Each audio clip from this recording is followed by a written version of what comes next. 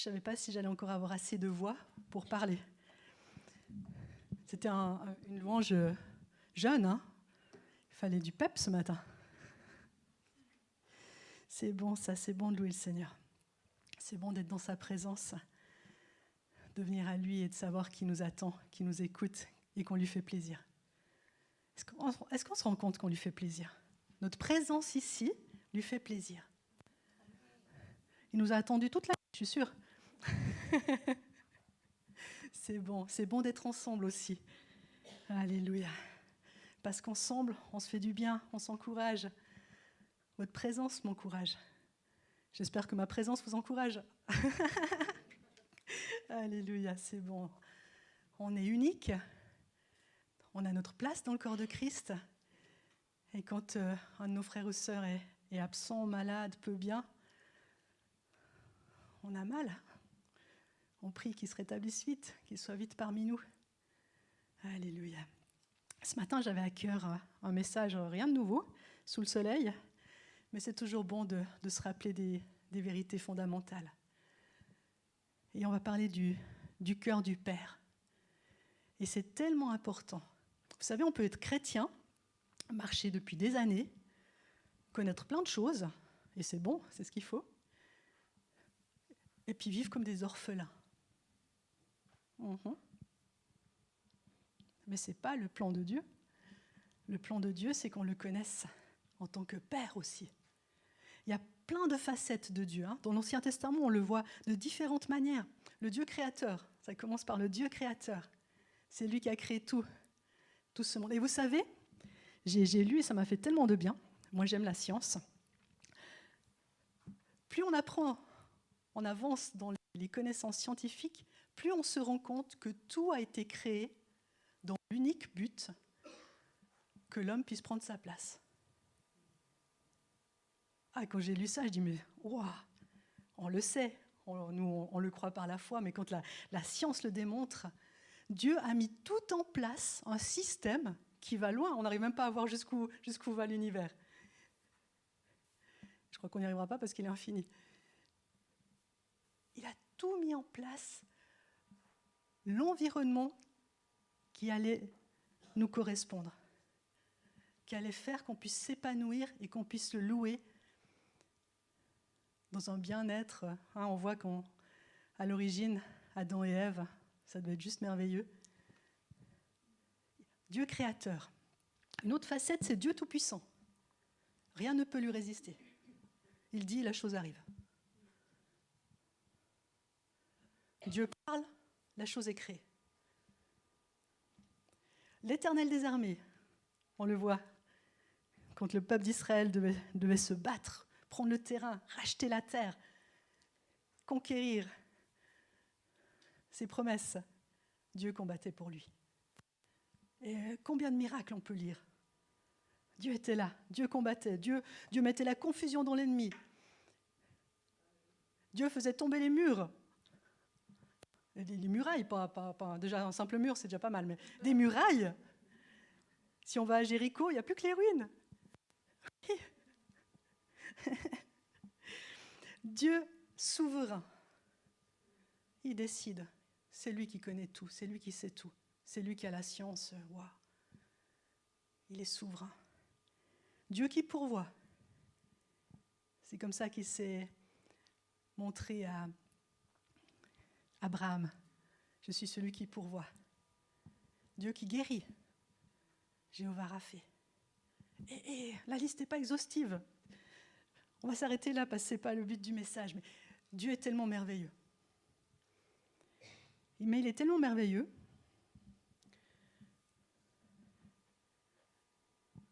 que nous, on a tout gâché. On s'est retrouvés éloignés de lui. Le péché nous a séparés. Le péché a fait un fossé entre lui et nous. Mais ça ne l'a pas empêché d'avoir le plan. Tellement il nous aimait, il avait déjà son plan pour établir ça.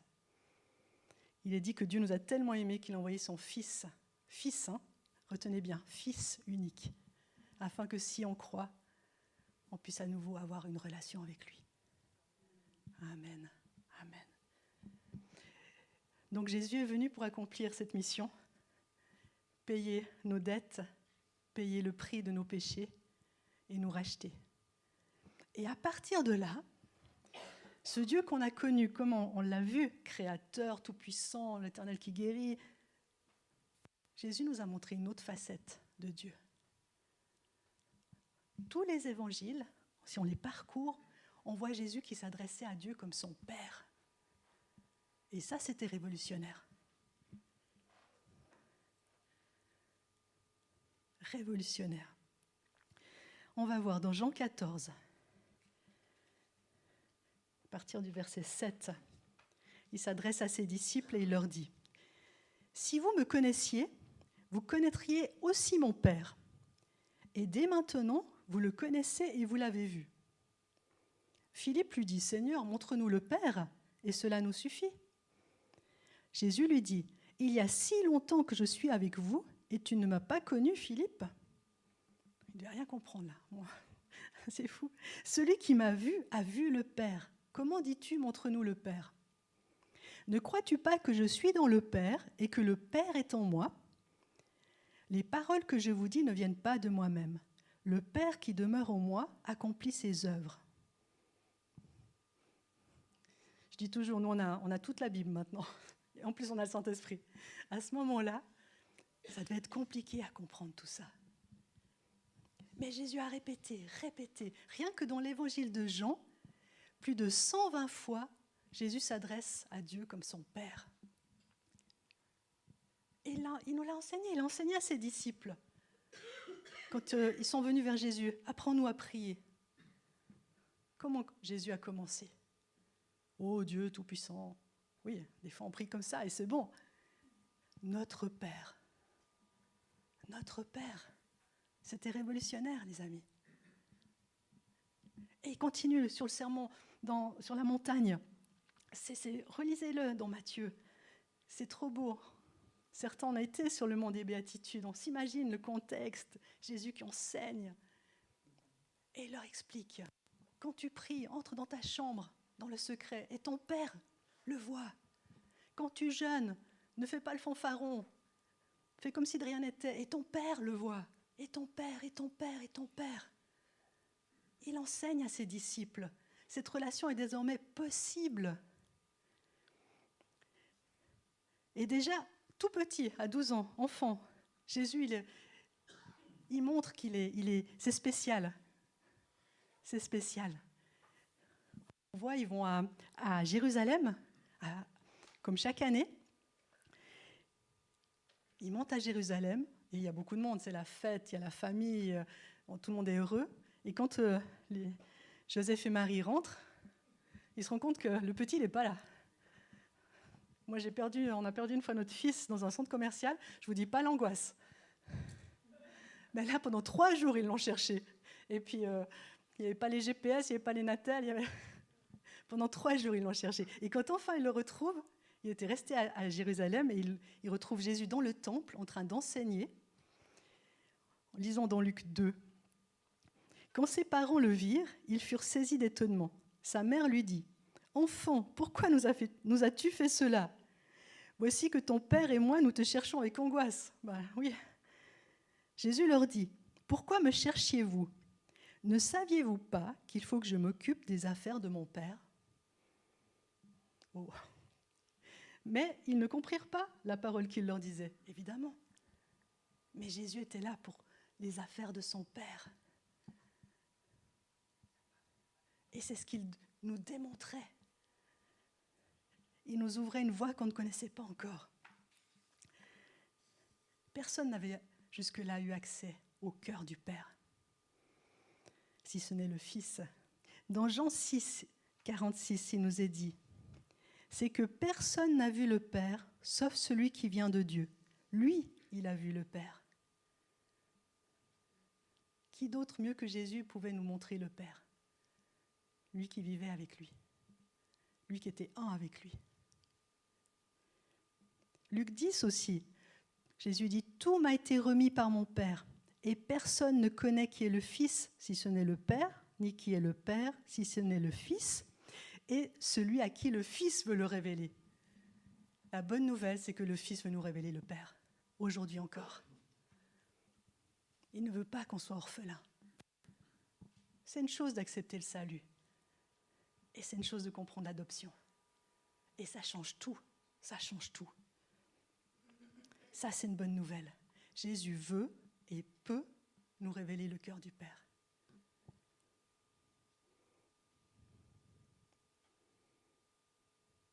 Et ça change tout dans notre marche. Des fois, je dirais la plupart du temps, c'est progressif, comme la connaissance. Plus on passe du temps avec lui, plus on découvre, ça descend profondément dans nos cœurs.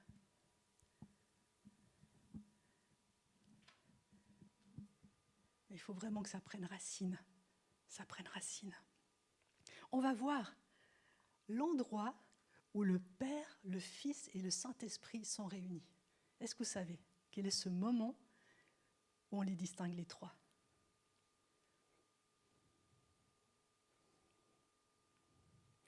Jésus vient de se faire baptiser. Il est au Jourdain avec Jean le Baptiste. Et là, on a la Trinité ensemble, visible. On va lire Matthieu 3, verset 16. « Aussitôt baptisé, Jésus sortit de l'eau. Et voici, les cieux s'ouvrirent, il vit l'Esprit de Dieu descendre comme une colombe et venir sur lui. Et voici qu'une voix fit entendre des cieux ces paroles. Celui-ci est mon Fils bien-aimé, en qui j'ai mis toute mon affection. » On a la Trinité. Jésus le Fils, il se fait baptiser. Le Saint-Esprit descend comme une colombe et on entend Dieu le Père dire « Celui-ci est mon Fils bien-aimé, en qui j'ai mis toute mon affection. » Et là aussi, s'il y avait encore des doutes sur Jésus, Fils de Dieu, et son Père, ceux qui étaient témoins de la scène, ils ont vu. Et tout au long des évangiles, on voit cette relation.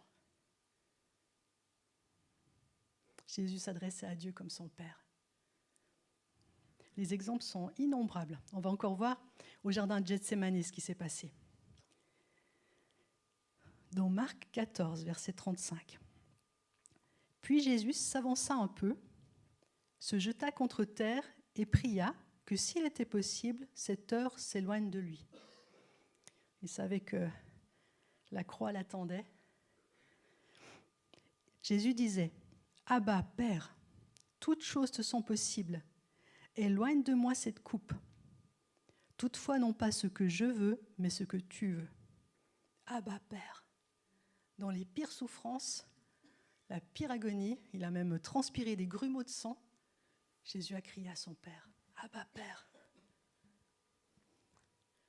Abba, ceux qui sont venus en Israël, j'espère que vous l'avez entendu dans la rue, c'est papa. C'est tout simple, les enfants courent après leur papa. « Abba, Abba !»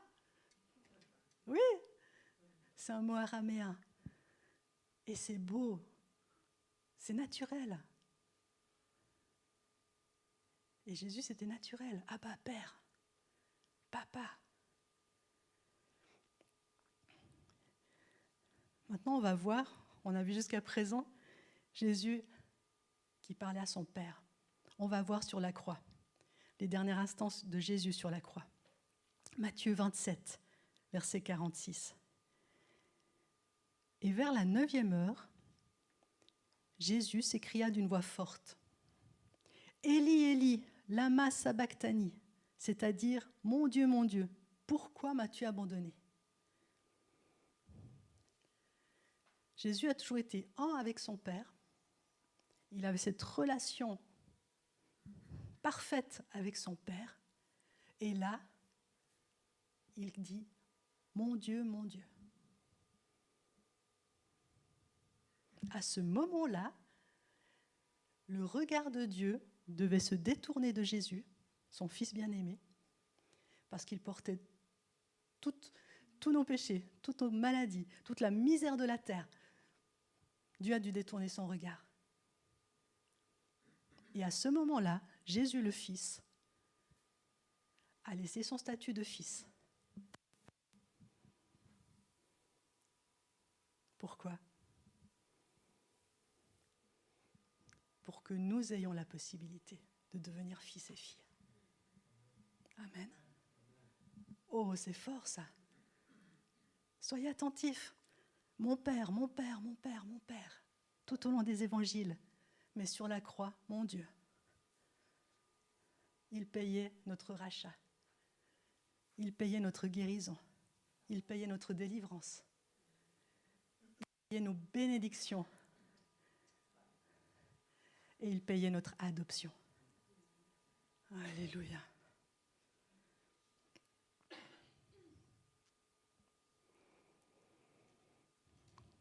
Jésus a dit « Tout est accompli » avant de mourir.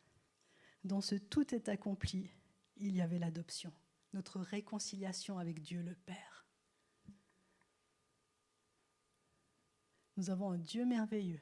Il est saint, il est tous les attributs qu'on a parlé. Mais quand on connaît Dieu comme notre papa, ça change tout.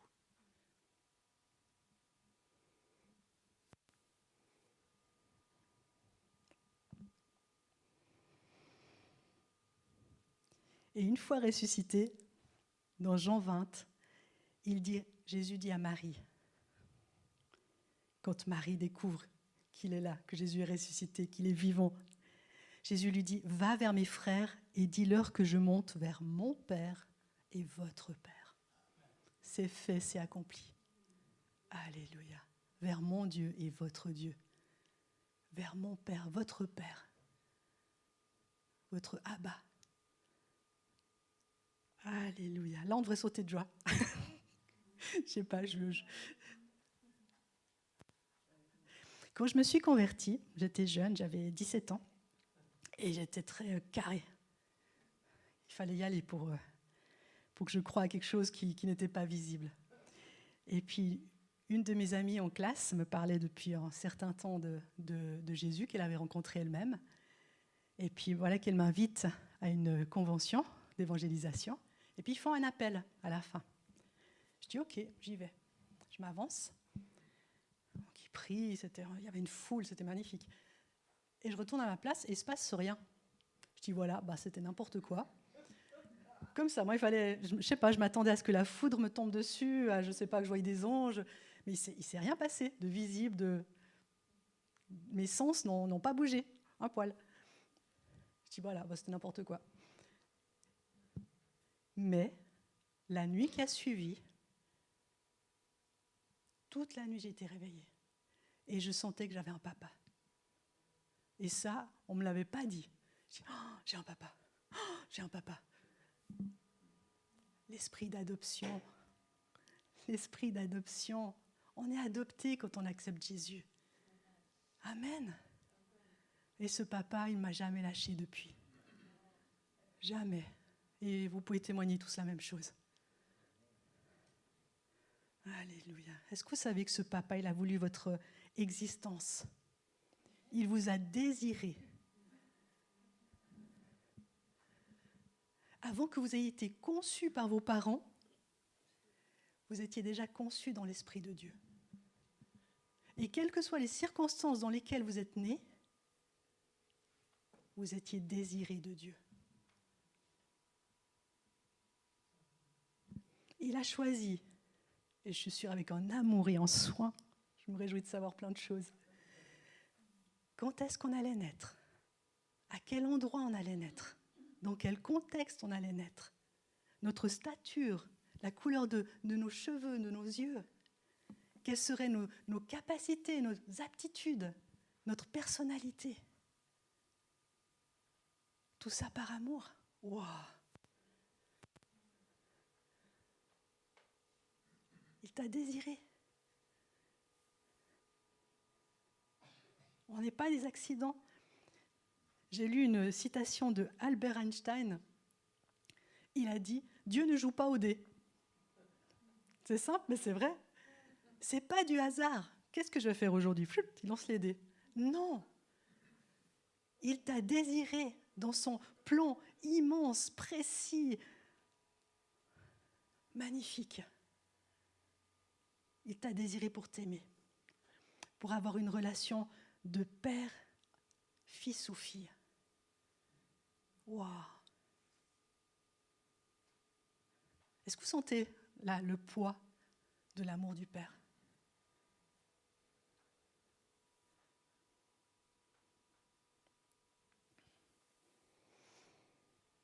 Alléluia. On a été créés uniques et merveilleux pour Dieu. Ne l'oublions jamais. Ne laissons jamais ni les circonstances, ni les gens, ni nous-mêmes penser le contraire. Ni les standards de ci, de ça, de la mode, de je ne sais quoi. Nous dire le contraire. Nous sommes des créatures merveilleuses, voulues et désirées par Dieu.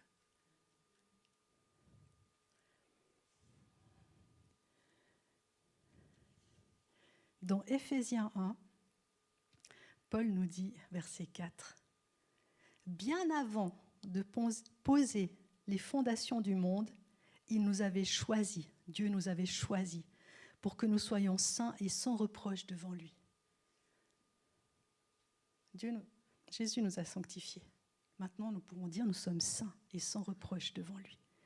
Puisque Dieu nous a aimés, il nous a destinés d'avance à être ses enfants qu'il voulait adopter par Jésus-Christ.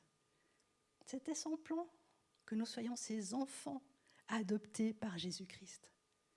Waouh, quel plan merveilleux. Tu ne sais pas ce que le futur te réserve? Moi non plus. Mais je sais que je suis enfant adopté de Dieu. Waouh. Je ne sais pas si vous imaginez être fils ou fille d'une personnalité importante et très riche. Non? À l'époque, il y a une dizaine d'années, je m'étais amusée à calculer, parce que vous savez, chaque année, ils font on va dire le top 10, un classement des gens les plus riches sur la Terre. C'est souvent les mêmes, ils se dépassent, ils repassent en deuxième. Et puis, il y a quelques années, la fortune, c'était astronomique. Puis je me suis dit, mais ça correspond à quoi? C'était des milliards, c'était un milliardaire, évidemment. Et j'ai calculé, j'aime bien les maths, pour dilapider cette fortune, il fallait que la personne dépense 1 million par jour. Je ne sais pas si... Moi déjà, je ne fais pas un jour, hein. C'est vite vu. 1 million par jour, pendant combien de temps?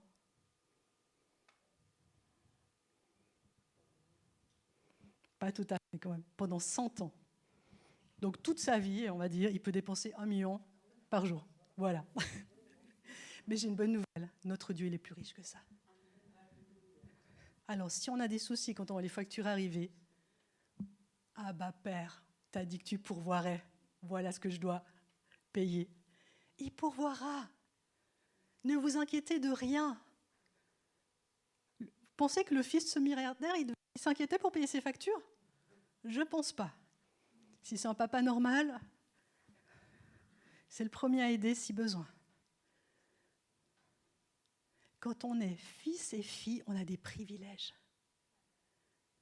Mes enfants peuvent venir vers moi. Il n'y a pas besoin de prendre un rendez-vous, il n'y a pas besoin de passer un examen, je ne sais pas. Ils ont besoin, ils viennent. Et quand ils étaient petits, s'il y avait un problème la nuit, vous pensez qu'ils appelaient leur papa? « Oh Père, je ne me sens pas très bien en ce moment.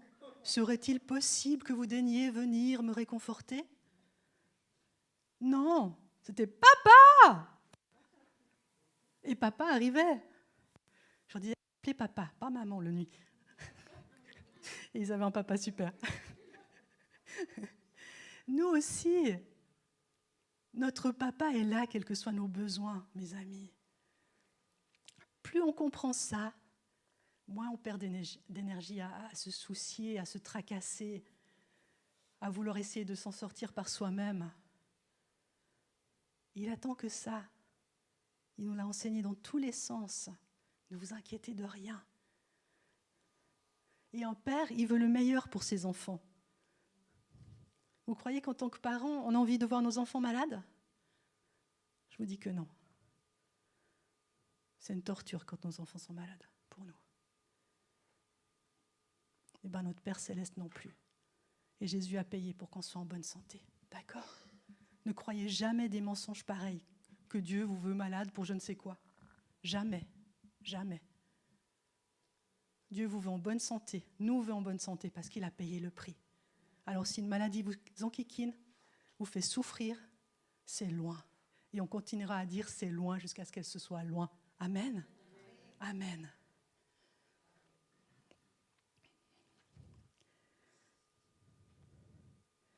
Notre Dieu, il prend soin de nous. Il veut nous voir épanouis.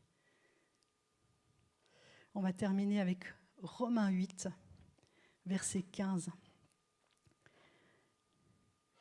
Et vous n'avez pas reçu un esprit de servitude pour être encore dans la crainte, mais vous avez reçu un esprit d'adoption par lequel nous crions « Abba, Père ». Alléluia. L'Esprit lui-même rend témoignage à notre esprit que nous sommes enfants de Dieu.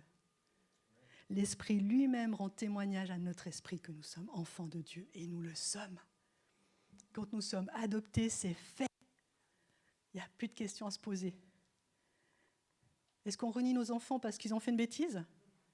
Non. Ça aussi, ne laissons pas ces mensonges nous empoisonner la vie. T'as trébuché, j'ai trébuché. Je me relève, je demande pardon. Et go, ça ne change absolument pas que je suis fille de Dieu. Absolument pas. Vous n'avez pas reçu un esprit de servitude pour être encore dans la crainte. On l'a chanté. Parce qu'il vit, je n'ai rien à craindre. Et parce qu'il est mon papa, encore moins. Amen. Amen. Amen. Parce qu'il vit, parce que Jésus est vivant, il est ressuscité. Il nous a acquis ce droit d'être appelés fils et filles. Alors cette semaine, la tête haute, et quoi que nous vivions, quoi que nous affrontions, je suis fils ou je suis fille de Dieu. Amen. Alléluia. On va terminer en priant.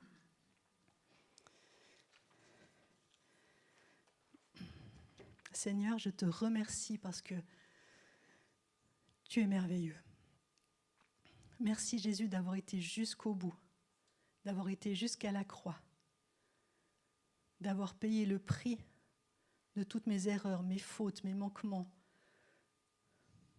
tout ce qui était obscur en moi pour que je puisse être rétablie dans ma position de fille. Tu as ouvert le chemin, tu as déchiré le voile afin que nous ayons accès en tout temps à Dieu notre Père. Vraiment merci.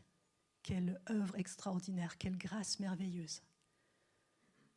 Nous pouvons t'appeler Papa, nous pouvons t'invoquer en tout temps, nous pouvons implorer ton aide quand nous en avons besoin. Nous pouvons venir nous asseoir sur tes genoux quand nous avons besoin de réconfort. Merci pour tant d'amour. Que nous puissions être toujours plus imprégnés de cette filiation, le réaliser toujours davantage, afin d'être inébranlables. Nous sommes fils et filles du roi des rois, du Dieu tout-puissant. Quelle force nous pouvons avoir en toi, quelle assurance nous pouvons avoir en toi. Nous n'avons plus rien à craindre. Merci de bénir chacun ici. Merci de bénir nos familles respectives. Et que nous puissions rentrer toujours plus dans cette compréhension et le vivre. Nous voulons te dire combien nous t'aimons, combien tu es merveilleux.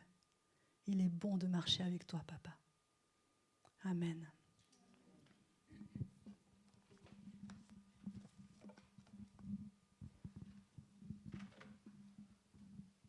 Voilà, je vous